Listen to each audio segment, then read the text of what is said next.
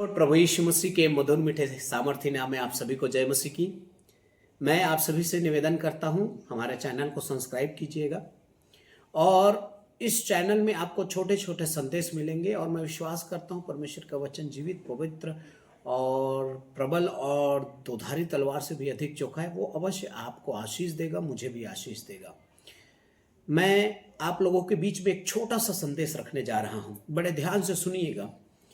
अक्सर इस विषय में प्रचार करने से हम पासवान लोग डरते हैं। क्यों डरते हैं? क्योंकि कहीं लोग हमें लालची ना समझ जाए। और जैसे ही मैंने लालची शब्द कहा तो शायद आपको समझ में भी आ गया होगा कि मैं आज आपको दान के विषय में प्रचार करने जा रहा हूं या भेंट के विषय में प्रचार करने जा रहा हूं।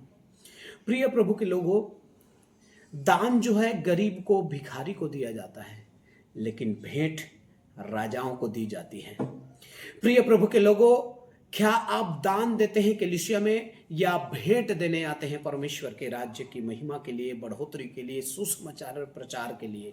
मैं आज आप लोगों को भेंट के विषय में प्रचार करने जा रहा हूं, क्योंकि भेंट के विषय में जब हम प्रचार करना चालू करते हैं तो कई पासवान होने के कारण हम जो है झिझकते हैं, डरते हैं कि कहीं हमें लोग लालची ना कहें, कहीं हमें जो है पैसों का भूखा ना कहें।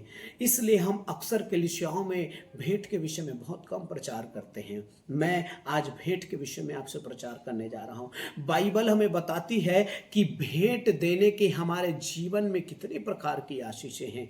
पहली आशीष, मार्ग खुलता है। नीति वचन अध्याय 18 और उसके 16 वचन में लिखा है, जब कभी हम भेंट देते हैं तो हमारे लिए ऐसे ऐसे मार्ग खुलता है जो हमारे लिए आशीषों को लेकर आता है। दूसरी बात, भेंट से आपकी और मेरे बचाव होता है। हम बचते हैं। कैसे बचते हैं? हानि होने से बचते हैं, मृत्यु होने से बचते हैं, एक्सीडेंट होने से बचते हैं, बीमार होने से बचते हैं। इसलिए हमें भेंट देना परमेश्वर के राज्य के लिए कभी भी कम नहीं करना चाहिए। मंजूसी लोग याद होगा, जब वो प्रभु यीशु मसीह को भेंट चढ़ाकर वापस जा रहे थे तो पवित्र आत्मा ने उन्हें मना कर दिया कि तू हेरोदेस के पास दोबारा नहीं जाना है, और उनकी मृत्यु होने से बच गई। क्योंकि अवश्य है वो जाते तो उनसे पूछते और वो मार डाले जाते। इसलिए प्रभु ने उन्हें बचा लिया। तीसरी बात, आशीषों में वृद्धि होती है। प्रियो, आप आशीषित हैं, मैं विश्वास करता हूं, लेकिन वो आशीषों में और भी वृद्धि आती है जब आप जो है अपना भेंट जो है परमेश्वर के राज्य के लिए देते हैं। हमें परमेश्वर की महिमा के लिए भेंट देना कभी भी कम नहीं करना चाहिए। हो सकता है आपका पड़ोसी, आपका साथी विश्वासी आपको मना करे, आपको जो है बहलाए फुसलाए या गलत शिक्षा दे, वचन का गलत व्याख्या करे कि भेंट देना जरूरी नहीं है, पास्टर तो पैसा को खा जाता है, पैसा को तो जो है ऐश कर रहा है वो। हमें इन बातों पर ध्यान नहीं देना चाहिए। हमें परमेश्वर के राज्य के लिए विश्वास के साथ भेंट बोते रहना चाहिए। तीसरी बात, जब आप और मैं भेंट देते हैं तो कर्ज से बचते हैं हम।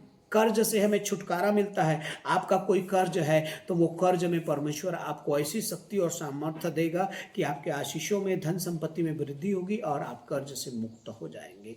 चौथी बात मैं आपको बताने जा रहा हूं कि जब आप भेंट देते हैं तो भेंट देने से आपके फसलों में परमेश्वर आशीष देता है, क्योंकि बाइबल कहती है कि जो जितना बोता है वो उतना खाटेगा भी।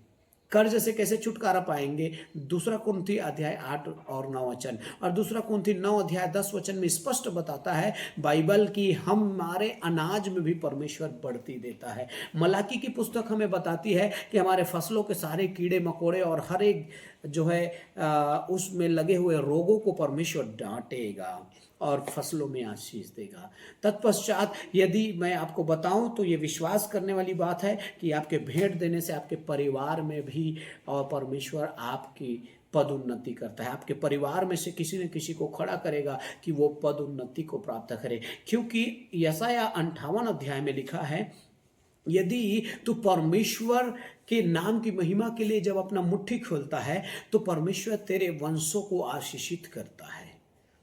यशायाह 65 अध्याय में भी आप पढ़ें, 60 अध्याय में पढ़ें, परमेश्वर हमारे जो है परिवार के किसी न किसी व्यक्ति को पद में उन्नति देता है। पदोन्नति करता है, आशीष मिलते हैं परिवार में। और लास्ट और अंतिम बात, यदि आप और मैं परमेश्वर के राज्य के लिए भेंट बोते हैं तो परमेश्वर के सम्मुख हमारे धर्म के काम स्थिर रहते हैं। दूसरा कुरिन्थी अध्याय 9 और 9 वचन में लिखा है कि परमेश्वर के सामने हमारा धर्म का काम बना रहेगा।